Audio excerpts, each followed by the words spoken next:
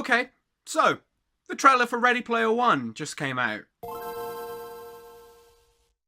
Those of you who've been watching my channel for a number of years will know about my relationship with the book Ready Player One. I discovered it by complete accident, just picked it up in a bookshop, I fell in love, and for years it was my favourite book. And I heard a few years ago that they are going to adapt it into a film, and then they announced that Steven Spielberg was directing it, and the other day a set photo came out, and today it was the first trailer. I'm a bit excited. Just to put it lightly. I've made like videos so many times this week, but I couldn't not make a video about this. I feel like I would be betraying myself. I'm gonna go through the trailer, show you some screenshots, and just talk about it because this is cool. Okay, so the trailer opens with a shot of the stacks, and it looks brilliant. It looks really cool. It looks really miserable and dreary and really hodgepodge. And it basically looks exactly the same as it looks on the paperback cover. So it pans down, it shows Wade climbing down the stacks like he does on the cover of the book, and it shows you like a shot inside someone's caravan, and it's someone in the Oasis doing like a pole dance striptease type thing, which is interesting because it seems to be deviating from the book a little bit here in that like whole body movement is tracked into the Oasis, which isn't really the case in the book unless you got an expensive system. And why would you have an expensive system in the stacks? However, if this person makes their money from dancing, it makes sense for them to have a dedicated system. But later on in the trailer, you see a lot of IOI people doing the one-to-one movement things. That seems to agree with me that, you know, they've changed it a little bit for the sake of cinema, which makes sense. So next you get your shots of Wade Watts in his hideout, putting on his school-issued visor and gloves. And what I thought was a really nice touch were that his haptic gloves and his visor are IOI branded, which is cool. It made me think, oh, maybe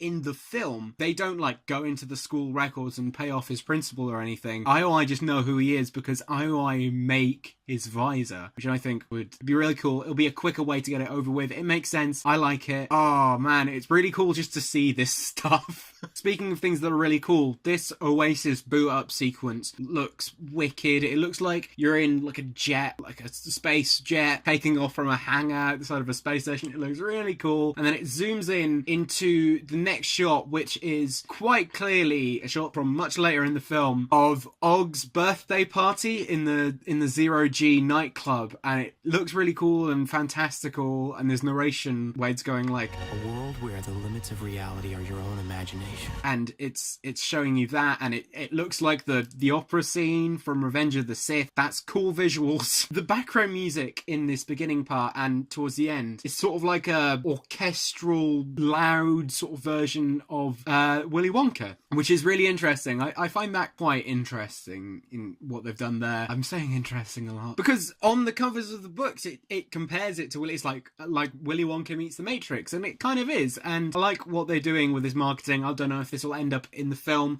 later. It comes out early next year. The score probably hasn't even been finalized yet. That might just be trailer music, but very cool trailer music. Yeah, that's the Iron Giant. So I was worried when I heard that this was going to be made into a film because Ready Player One borrows a lot from other things, and I'm thinking it's a lot easier to get the rights to mention something in a book as it is to get those things in a film. However, Warner Brothers, I believe, are making the Ready Player One film, and they have a large catalogue of stuff that they can use, which includes, as you can see, the Iron Giant, which looks really cool. It's just a really cool thing. Iron Giant's cool. It's a great film. Also, foreground of that shot, I think is Daito and Shoto. I'm not entirely sure, though. On the first few watchings, I thought the one on the right, I looked at it and I thought, is that Deadpool? But I think it's Daito and Shoto. They describe the book as Ernest Cline's holy grail of pop culture. Yeah, pretty much. Here's some more licensed stuff. Yes, what you can see right there, sir. That's Freddy Krueger, which is really cool. And then Freddy Krueger gets like eviscerated by like this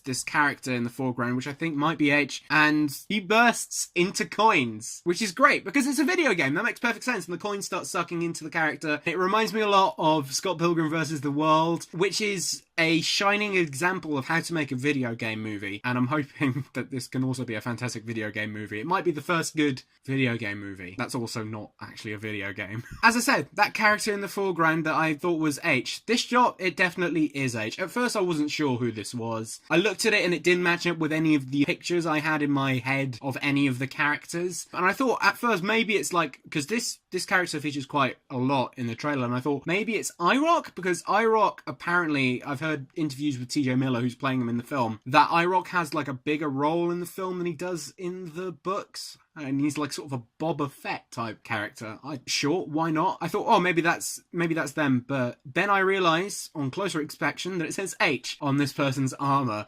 So I'm like, okay, that's H. That makes sense. Absolutely not how I imagined H. I imagined H just looking like a human person. But I can see why Spielberg has chosen to go with this direction for H's avatar, for reasons that you will know if you've read the book. Yeah, I get it. It's not how I imagined it, but lots of things aren't going to be how I imagined it, because this isn't the film that I'm making, it's the film that Steven Spielberg is making.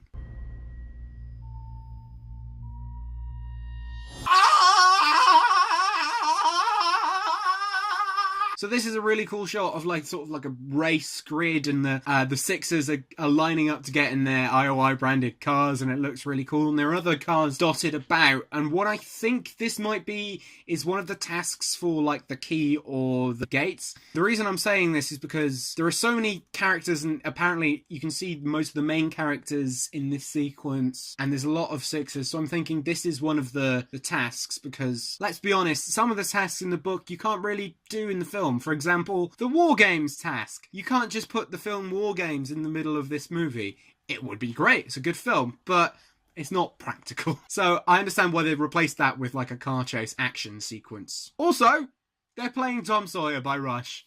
Rule number 1. In my van, it's Rush. All Rush, all the time. No exceptions. And here's H in a badass monster truck, Mad Maxing some filthy Sixers. This sequence looks really cool, alright? And who's that on a Tron bike? Well, I'm pretty sure that's Artemis, and she looks fucking badass. But speaking of fucking badass, we have to talk about the Ecto-88, which is basically Ernest Cline's car that he put in this book, and it's a DeLorean with other bits zipped on it, but oh man, it's so cool seeing a DeLorean sort of like power slide and do cool shit like that on screen, because you never really get to see the DeLorean do as many cool things as that in the Back to the Future films. Oh man, look at this, it looks amazing. Oh, that DeLorean shot is so cool. Oh.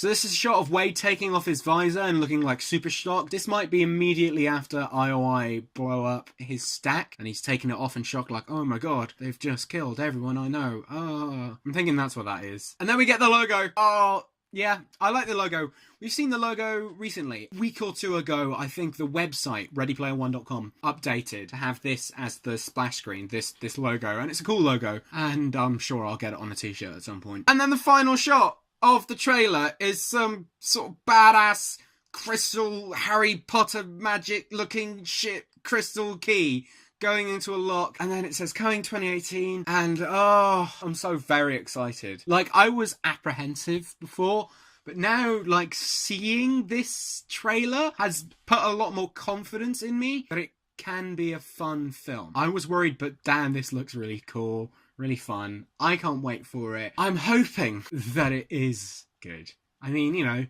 this could all look cool, but it could be shitting content. But I'm liking this. I'm liking the look. I'm liking the direction. I'm stoked for this film. If you want to watch the trailer, I'll put a link in the end screen and in the description. And yeah, Ready Player One is coming out. And it feels real now. I didn't quite believe it was going to come out, but now this feels real. And I'm excited. So that's this week's recommendation. It's the same week as my last recommendation, but this video's recommendation is that trailer. Alright, thanks for watching. I'm sorry, this is incoherent. I'm excited.